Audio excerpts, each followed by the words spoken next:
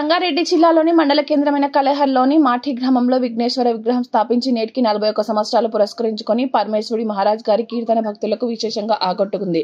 వివిధ గ్రామాల నుండి అనేక మంది భక్తులు పండరి భక్తుడైన పరమేశ్వరి మహారాజ్ కీర్తనలు విన్నారు. తదనంతరం మహారాజ్ గారిని సన్మానించడం జరిగింది. భక్తులందరికీ అన్నప్రసాద వితరణ చేయడం జరిగింది. ఇట్టి భజన కీర్తన కార్యక్రమంలో భక్తులు అధిక సంఖ్యలో పాల్గొన్నారు. వినాయక దర్శనానికి దశసర్ప వినాయకుడిని మాజీ ఎమ్మెల్యే మహారెడ్డి భూపాల్ రెడ్డి దర్శించుకుని తీర్థ ప్రసాదాలు స్వీకరించారు.